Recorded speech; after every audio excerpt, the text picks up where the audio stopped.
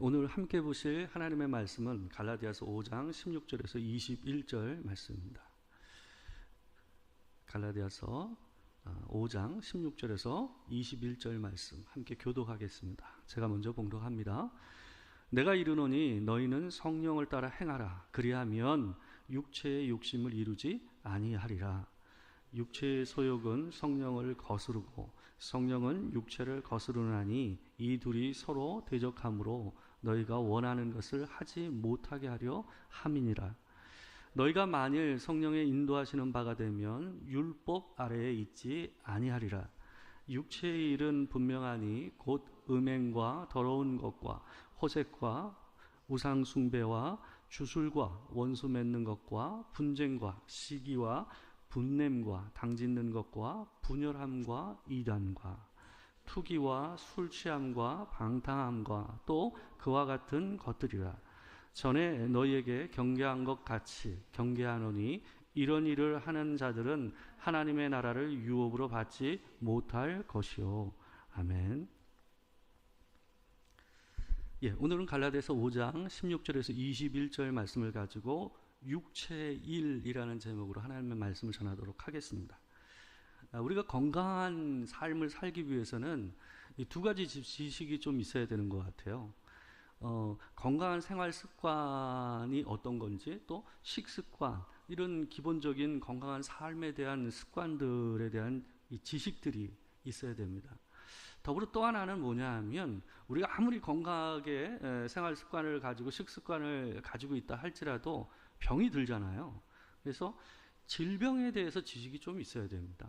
그래서 자기 나이대에 맞는, 그때 많이 발병하는 이 질병에 대해서 기본적인 지식이 있어야 내 몸에 어떤 현상을 보면서 몸이 어떻게 가고 있구나 하는 걸 분별해서 치료를 받고 빨리 조치를 해서 다시 건강한 삶을 회복할 수 있지 않겠습니까?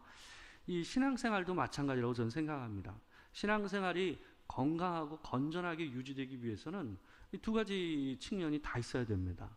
건강한 신앙생활이 무엇인지를 알아야 할 뿐만 아니라 우리가 건강한 신앙생활을 벗어나서 죄를 행했을 때에 어떻게 우리가 대처를 해야 되는지, 그리고 또 죄가 가지고 있는 독특성과 특징이 무엇인지를 좀 아는 것이 우리가 신앙생활을 바로 하는 데 있어서 굉장히 중요한 역할을 한다라는 것입니다.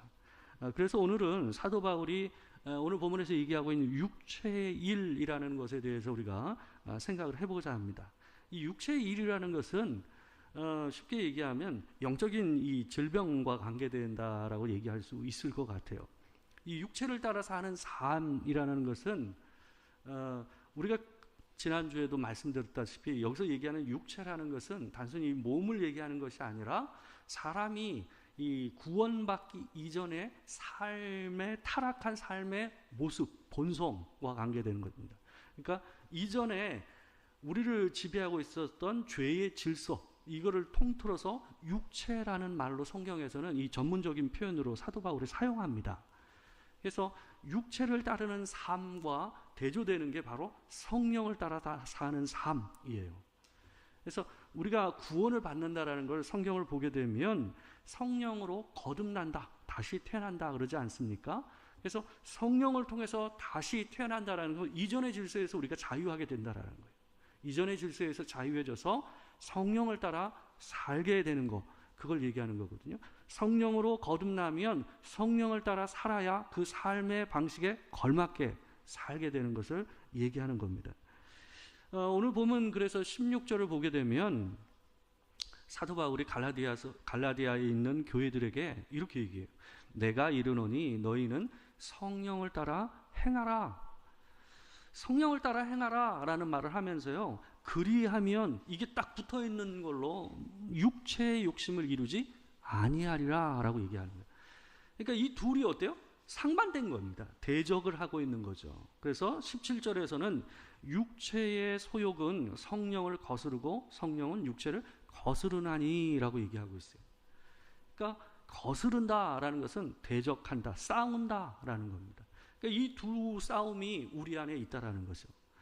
우리가 이미 구원을 받았지만 여전히 우리 안에는 죄성이 남아있고 죄를 범하지 않습니까? 그렇기 때문에 이 두 질서가 우리 안에서 공존하며 싸움이 있다라는 것을 이렇게 표현하고 있어요. 그래서 이 둘이 서로 대적함으로 너희가 원하는 것을 하지 못하게 하려 함이니라. 이 둘이 붙어서 우리를 엉뚱한 곳으로 이끌어간다라는 상황을 얘기하고 있는 거예요. 이 둘은 앙숙입니다. 그러면서 바울은 오늘 보면 19절부터 시작해서 육체의 일에 속하는 것이 무엇인가를 갖다가 나열을 하고 있어요. 19절에서 21절 말씀을 보게 되면 육체의 일이라고 하는 것을 15가지로 얘기를 하고 있어요.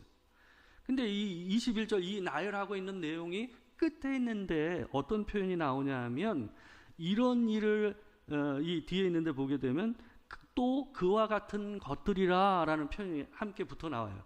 이 얘기를 따라서 본다면 어떤 의미일까요? 15가지가 육체의 일을 다 나열한 게 아니다 라는 의미예요. 그러니까 나열해서 더 얘기하려면 훨씬 더 많이 얘기할 수 있다라는 걸 이렇게 표현하고 있는 겁니다. 근데 그렇다고 해서 오늘 본문에 나오는 이 15가지 육체의 일이 그냥 무작위로 나열된 게 아니라라는 거예요. 사도 바울이 일부러 이 15가지를 분류로 해서 얘기하고 있어요. 우리말 성경에서는 이게 정확하게 표현이 되지 않았지만 NIV 성경을 보게 되면 중간중간에 세미콜론이 들어가 있어요. 그래서 사이사이를 구분 짓고 있어요. 묶음이 있다라는 거예요. 분류되어 있다라는 거예요. 그것이 4개로 분류가 되어 있어요. 그래서 이것이 우리에게 중요하다라는 것이에요. 오늘은 이 4가지를 살펴보고자 합니다. 특별히 이 사도 바울이 이 15가지를 갖다가 나열하면서 먼저 하는 말이 있어요. 19절을 보게 되면 육체의 일은 분명하니 라고 얘기하고 있어요. 근데 이 육체의 일과 관계돼서 이 표현 하나에서 2가지 아주 중요한 특징을 볼 수가 있어요. 우리가 보다시피 방금 전에 15가지 얘기한다고 그랬잖아요. 그리고 이와 또 그와 같은 것들이라 라는 말이 나온다고 했잖아요. 근데 이걸 싹 묶어서 단수로 육체의 일이라고 표현하고 있어요. 육체의 일들이라고 표현하지 않고 있어요. 그건 뭐냐 하면 여기에 나열되고 있는 죄의 모든 것들이 각각 따로 노는 것이 아니라 마치 유기체처럼 하나하나가 붙어서 세포와 세포가 만나서 조직을 만들어내듯 죄가 그런 특징을 가지고 있다는 걸 이렇게 표현하고 있는 거예요. 근데 이거는 육체의 일을 표현할 때만 그렇게 표현하는 것이 아니라 성령의 열매를 얘기할 때도 그렇게 표현해요. 성령의 열매도 8가지 얘기하지만 8가지가 아닙니다. 성령의 열매를 단수로 얘기합니다. 그러니까 이게 하나로 묶어져 있는 몇 개의 성분인 거죠. 그죠? 그래서 그걸 이루고 있는 하나의 묶음이라고 얘기할 수 있는 거예요. 그래서 죄들은 우리 안에 이 탐심이라는 게 들어오게 되면 그 탐심을 이루기 위해서 사람은 거짓말을 하죠. 또한 그것을 자기 것으로 만들기 위해서 도둑질을 할 수 있는 게 사람이잖아요. 그러니까 죄가 우리 안으로 들어오게 되면 죄는 그 하나에서 멈추지 않아요. 죄는 진전을 해요. 그래서 다른 죄를 불러와요. 그리고 점점 자라나고 구조를 만들어내는 이 모습을 보여주는 게 죄의 특징이다라는 것을 육체의 일이라는 말 안에서 표현해주고 있는 거예요. 뿐만 아니라 또 하나는 육체의 일이 어떻다고요? 분명하다라고 얘기하고 있어요. 이 말은 뭐냐 하면 죄를 보고서 이게 죄인지 아닌지 모르겠다 이렇게 얘기할 수 없다라는 걸 얘기하는 거예요. 그러니까 죄는 죄로 분명하게 드러날 수밖에 없다라는 것을 이 사도 바울이 얘기하고 있는 거예요. 육체로 말미암는 죄와 성령으로 말미암는 행위는 헷갈릴 수 없다라는 거예요. 분명하게 드러나게 돼 있다라는 것을 사도 바울이 얘기합니다. 근데 이게 우리 안에서 헷갈려질 때가 있어요. 어느 때 그러는가? 우리가 죄를 반복해서 행할 때에 성령의 일과 죄의 이 육체의 일이 겹쳐질 이 가까이 있는 이 부분의 경계에 있는 것들이 어떠냐면 점점 더 사람들이 이게 흐려집니다. 죄가 반복되면 사람들이 어떤 성향을 보이냐면 죄에 대해서 무감각해져요. 처음엔 부끄럽고 그것이 잘못된데 하다가도 이 일을 계속 하다 보면 사람이 어떻게 됩니까? 이게 뭐 어때서? 라는 다른 사람도 하는데 라는 식으로 가게 돼요. 그러면 죄가 흐려집니다. 그러니까 죄가 분명하지 않은 것은 죄가 분명하지 않아서가 아니라 우리의 마음이 분명하지 않기 때문에, 반복해서 우리가 죄를 짓기 때문에 죄가 분명하게 보이지 않는다라고 얘기하는 거예요. 이것을 기초해서 오늘 네 가지로 사도 바울이 분류해서 얘기하고 있는 이 분류를 좀 말씀드리도록 하겠습니다. 육체의 일과 관계에서 제일 먼저 얘기하고 있는 게 뭐냐면 이 성적인 부분입니다. 이 첫 번째 분류를 보게 되면 19절 있는데 곧 하면서 나오는데 보게 되면 세 가지를 먼저 얘기합니다. 음행과 더러운 것과 호색이라는 것을 얘기하고 있어요. 이 첫 번째 나오는 음행이라는 말은 어떤 의미냐면 부부 관계를 벗어난 모든 성적인 관계를 갖다 표현하는 말이에요. 그러니까 혼전 성관계, 그리고 혼외 성관계, 그리고 돈을 주고 성을 사는 문제, 이런 모든 것을 표현하는 게 음행이라는 이 말 안에 다 들어가 있는 거예요. 그래서 그걸 얘기하고 있어요. 그러니까 성적인 죄의 기초가 어디에 있냐면 부부관계에 기초를 하고 있어요. 부부관계가 건강하지 않고 둘의 관계가 온전하지 못하면 이게 어디로 가냐면 음행으로 가는 걸로 성경은 얘기하고 있어요. 그래서 사도 바울은 고린도전서 5장 있는 데를 보게 되면 음행과 관계돼서 이런 걸 얘기를 할 때 7장 그 이후 있는데 얘기를 하는데 보게 되면 음행하지 않기 위해서 결혼을 하라고 얘기하는 경우가 있어요. 건강한 부부관계와 건강한 가정을 이루는 것이 사람이 음란한 삶으로 가는 데 있어서 그걸 방어해주는 매우 중요한 역할을 한다라는 것을 사도 바울이 얘기하고 있는 거예요. 근데 이 음행이 반복되면 어떻게 되냐면 그 다음이 뭐예요? 더러운 것으로 하는 거예요. 이 더럽다라는 말은 어떤 의미를 가지고 있냐면 본래 상처에 난 고름을 얘기할 때 쓰는 표현이에요. 그러니까 염증이 나면 맨 처음엔 불구스레하지만 좀 시간이 오래되면 이 불구스름한 것이 뭐로 바뀝니까? 고름이 차잖아요. 그러니까 그 상태를 표현하는 단어가 더러운 것이란 말의 의미예요. 그러니까 음행이 반복되면서 어떻게 되는 거예요? 고름이 터지는 상태까지 가는 거죠. 그러니까 그 정도로 변질된 상태를 갖다 얘기하는 거예요. 반복된 음행으로 상태에서 간 그 상태를 얘기하는 거예요. 그리고 그 단계에서 한 단계 더 나가면 호색이 된다라고 얘기했어요. 이 호색이라는 단어는 이 헬라어의 의미가 어떤 의미를 담고 있냐면 하나님과 사람을 의식하지 않는 단계를 얘기하는 거예요. 그러니까 그 말은 뭘까요? 부끄러워하지 않는 거예요. 처음에는 부끄러웠는데 나중에 점점 그 일이 반복되고 그것이 더러운 게 몸에 완전히 배어버리면 뭐가 돼요? 부끄럽지 않은 상태가 돼요. 의식하지 않아요. 그런 단계를 이 음행, 더러운 것, 호색이라는 단계로 3단계로 올라가는 단계로 사도 바울이 표현을 하고 있는 겁니다.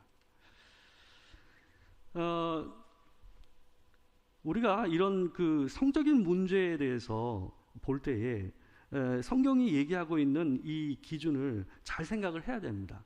근데 이게 호색의 음행 더러운 거 호색의 단계로 갔을 때 현대에 지금 우리가 겪고 있는 삶의 현실은 어떻습니까? 호색의 단계에 가깝습니다. 그러니까 이게 성경에서 얘기하는 것과 우리의 삶이 상당히 너무 많이 괴리가 되어 있는 현실이에요. 우리가 일반적으로 우리 자신이 아니라 세상을 보게 되면 너무 가 있는 거죠. 이 사도 바울이 이때에 음행에 대해서 가르칠 때 가장 힘들었던 것은 뭐냐면 그때 당시에 로마와 헬라의 문화에 젖어 있는 사람들은 음행의 개념이 없었어요. 음행의 개념이 없었어요. 그래서 음행하지 말라는 것을 가르칠 때에 음행의 개념을 가르쳐 주는 게 제일 힘들었던 거예요. 사도 바울은. 어떤 게 음행인지를 생각하지 못하는 거예요. 왜요? 그 정도로 이 사람들은 거기에 익숙하게 살아갔기 때문에 그래요. 그게 문제라고 생각하지 못하고 살아갔어요. 한 연예인이 뭐 자기가 동성애자라는 것을 갖다 고백한 그 사건이 일어났을 때 상황을 보게 되면 그렇습니다.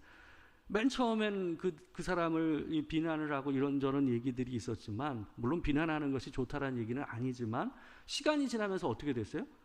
그 사람은 선구자와 같은 대접을 받게 됐어요. 그리고 그 다음에 그런 고백을 하는 사람은 용기 있는 사람으로 대접을 받는 사회 분위기가 돼버렸습니다. 그게 지금 현실이거든요. 죄라는 게 꼭 그렇습니다. 시간이 지나면 그렇게 바뀌어가요. 사람한테 익숙해지면서 그 방향으로 가게 되는 거예요. 최근에 그 나라별로 불륜의 이 순위를 갖다 정한 게 있었습니다. 그 8월 7일자인가 기사에 떴었는데요. 저는 당연히 북유럽 국가가 1등을 할 거라고 생각했거든요. 근데 아시아 국가가 1등을 했어요. 어디 거 같으세요? 태국입니다. 태국. 우리가 알다시피 아시아 국가에서 유일하게 어떤 동성애와 어떤 성적인 부분에 대해서 가장 자유롭고 그거에 대해서 문제를 전혀 생각하지 않는 나라가 어디예요? 태국입니다. 태국. 근데 조사한 바로는 51%, 기혼자 중에 51%가 부정행위를 하고 산다라는 대답을 들었다라는 거예요. 근데 솔직히 통계가 이렇다면 훨씬 더 심하다는 얘기 아니겠어요? 그 정도로 심각한 현실이에요. 근데 제가 이 태국에 단기 선교를 가본 적이 있었거든요. 비전 트립을 가보고 그 나라의 현실에 대해서 제가 들은 적이 있었어요. 근데 한 선교사님이 저한테 무슨 얘기를 했냐면, 선교사들이 맨 처음에 태국의 본토민들한테 선교를 하려다가 대부분의 사람들이 산족이나 다른 이 소수 부족들한테 들어가서 선교를 하는 일을 한다라는 거예요. 그게 왜 그러냐 하면 복음이 안 들어간대요. 이 음행이라는 게요, 성적인 죄는 사람이 가장 부끄러워하는 부분이 있기 때문에 안으로 가장 숨깁니다. 그렇지만 가장 원초적인 죄이기 때문에 가장 끊기가 쉽지 않은 죄가 음행이에요. 그래서 이 사도 바울이 죄를 분류해서 표현하면서 첫 번째로 제일 밑바닥에다가 음행의 얘기를, 성적인 문제를 얘기하는 이유가 있는 거예요. 근데 우리가 이 성적인 부분에 있어서 그 바닥이 안 바뀌면 복음이 그 안으로 안 들어갑니다. 태국에서는 참 복음을 전하기 힘들다라는 얘기를 제가 참 많이 들었어요. 그게 따라가지 않습니다. 북유럽 국가를 보십시오. 유럽이 지금 어떻게 됐습니까? 그런 상황 가운데 있다라는 거죠. 육체의 일을 말하면서 그 제일 밑바닥에 음행을 얘기하는 이유를 잘 생각하면서 우리 자신들을 잘 관리할 필요가 있습니다.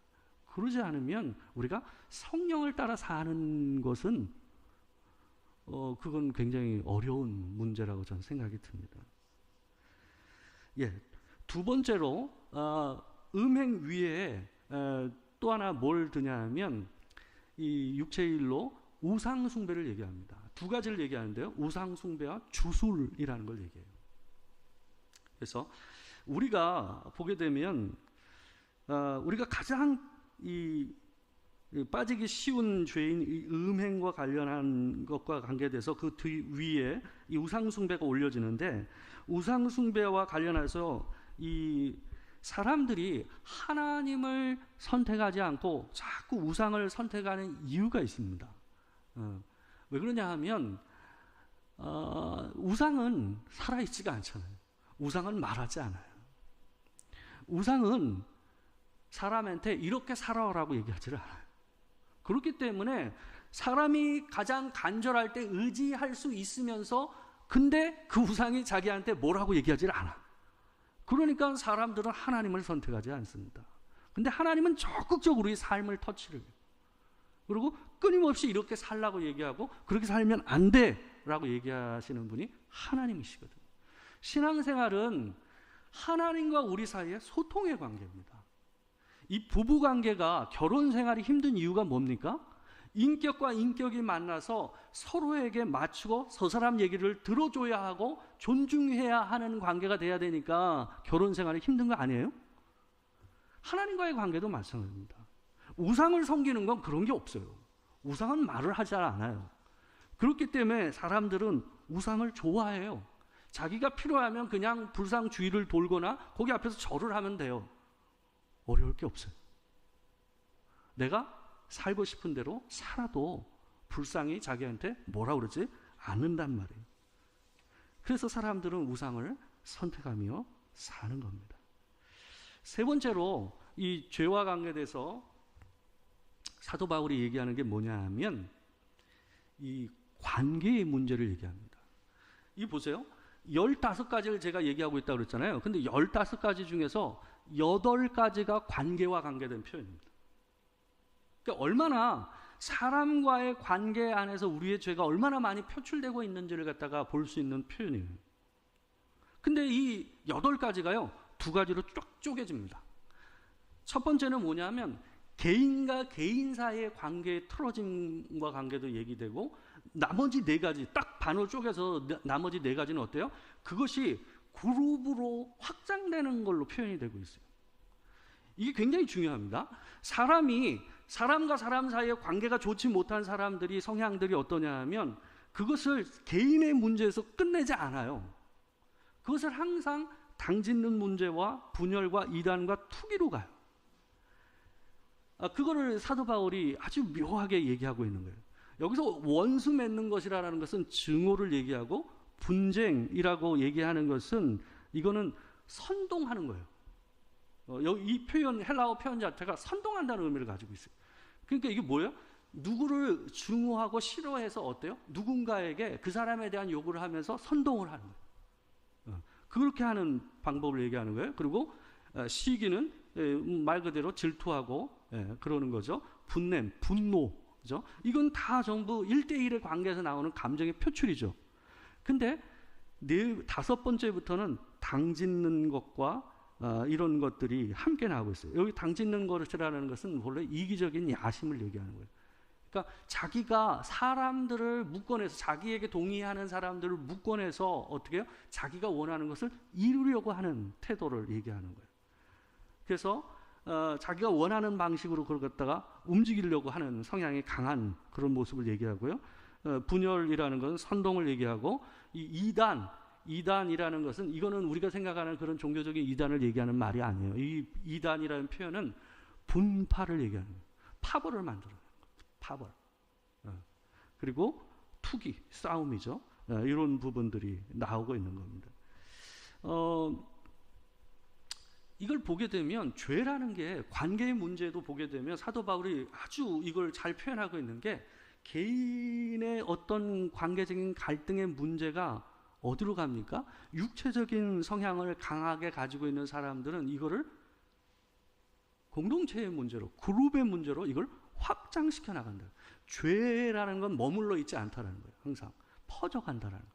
더 크게 만들어지는 거예요. 이게 죄의 특징입니다. 그래서 우리 안에 관계적인 부분과 관계돼서 내가 육체를 따라 사느냐 성령을 따라 사느냐가 이런 것과 관계되어 있다는 걸 보시면서 우리가 유심히 생각을 해야 된다라는 것을 사도 바울이 얘기하고 있는 겁니다. 관계와 관련해서 하나 더 그거 넘어가고요. 마지막으로 얘기하는 부분을 하나 더 얘기하고 정리를 하도록 하겠습니다. 4번째로 육체의 일을 얘기하는 또 하나의 분류는 뭐냐면 술 취함과 방탕함입니다. 근데 요거는 단순히 그냥 우리가 이 식사를 하거나 이러면서 포도주 한 잔 들이키고 맥주 한 잔 마시는 요런 걸 얘기하는 거 아닙니다. 그건 죄가 아닙니다. 그게 죄는 아니고 그것은 얼마든지 할 수 있죠. 유대인들은 물이 석회수다 보니까 포도주를 마셨잖아요. 그죠? 그러니까 그건 죄가 아니에요. 사도 바울도 디모데에게 그랬잖아요. 디모데 맞죠? 제 기억이 맞는지 모르겠습니다. 위장병이 있는 것을 인해서 어떻게 했어요? 포도주를 마시라고 그랬잖아요. 그러니까 술 자체가 죄는 아니에요. 근데 여기서 사도 바울이 얘기하는 술 취함이라는 것은 뒤에 나오는 방탕함이라는 게 흥청거림이거든요. 그러니까 만취해서 사는 사람이에요. 삶의 술에 취해서 사는 사람입니다. 그러니까 이것은 중독의 문제를 얘기하는 거예요. 중독의 문제를. 그래서 어떤 분들은 이 부분을 해석을 할 때 어떻게 얘기하냐면 우리가 하는 취미생활과 관계돼서 과하게 가는 것을 얘기하는 거예요. 우리가 취미가 지나치면요, 취미가 지나치면 다른 삶의 영역이 무너집니다. 가정을 돌보고, 그리고 내가 해야 될 시간, 그리고 그 다음에 돈 사용, 이 부분에 있어서 어떻게 했어요? 취미생활에 쏠리게 돼 있어요. 과하면 안 된다. 그래서 그 부분을 마지막으로 사도 바울이 얘기하고 있는 거예요. 밤에도 골프에 빠지면 골프하고 있는 모습을 갖다가 사진입니다. 정리를 좀 해보겠습니다. 사도 바울은 지금 이 육체의 일과 관계돼서 네 가지로 나눠서 얘기하고 있어요. 첫 번째는 뭐예요? 성적인 죄였어요. 두 번째는 우상 숭배였고요. 세 번째는 관계의 죄의 문제였어요. 관계의 죄도 개인에서 그룹으로 가는 문제를 얘기했습니다. 마지막으로 술 취향, 바로 중독의 문제에 대해서 얘기하고 있다라고 봤습니다. 정리해보면 죄라는 것은 절대로 멈춰 있지 않다라는 거예요. 자라나고 죄는 자꾸 반복되면 부끄러움이 없어져요. 그게 죄인지를 까먹게 돼요. 그리고 혼자에서 죄는 같이로 가요. 함께로 가요. 그래서 죄는 번지게 돼 있어요. 어느 사람 안에 죄가 들어오게 되면 그 죄가 거기서 머물러 있지 않는다라는 거예요. 항상 그 죄는 어때요? 다른 동반자를 만들어내요. 항상 음행을 할 때도 그렇고요. 그리고 거짓말을 할 때도 그렇고 분쟁과 갈등을 할 때도 그렇고 항상 사람의 죄는 그 사람 안으로 들어왔다가 그 죄가 다른 사람에게 같이 가는 모습을 그린다라는 것을 우리가 오늘 본문을 통해서 볼 수가 있습니다. 질병이 우리 안에 들어오게 되면 빨리 병원을 가지 않으면 훨씬 더 복잡해지잖아요. 고치기도 어려울 뿐만 아니라 치료하는 방법도 훨씬 더 힘들고 고통스럽고 돈도 많이 드는 문제가 일어나는 것처럼 죄의 문제도 마찬가지입니다. 죄의 문제가 우리 안에 안 들어올 수가 없잖아요. 그죠? 죄는 수시로 우리 안에 들어와요. 마치 암세포처럼 수시로 우리 안에 죄의 문제와 그런 마음의 문제가 일어나죠. 근데 빨리 그 문제에 먼저 서두르지 않으면, 내가 반응하지 않으면 그것이 또아리를 틀고 어느새 주인 노릇을 하게 된다라는 것을 오늘 본문을 통해서 우리가 알 수 있습니다. 육체의 일들을 주의하여 성령으로 하나님 앞에 살아가는 여러분과 제가 되길 주의 이름으로 축원합니다. 기도하겠습니다. 사랑하는 주님,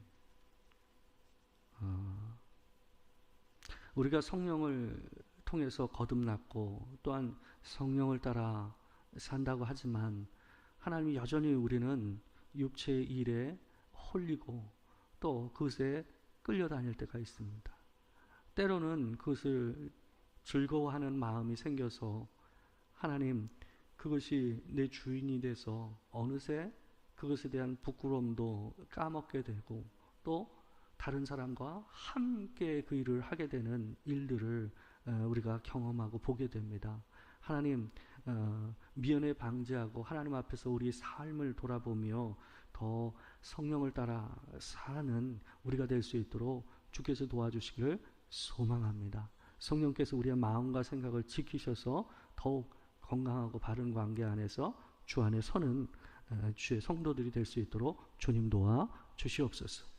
지금 우리 주 예수 그리스도의 은혜와 아버지 하나님의 크신 사랑과 성령의 교통하심이 육체의 일을 벗었고 성령을 따라 더욱 살아가며 내 안에 그 육체의 정욕과 허망한 것들이 들어올 때에 지혜 있게 반응하여 다시 성령을 따라 사는 삶을 살기를 소망하는 이 자리에 있는 모든 성도들 가운데 지금으로부터 영원토록 함께 하시기를 축원하옵나이다.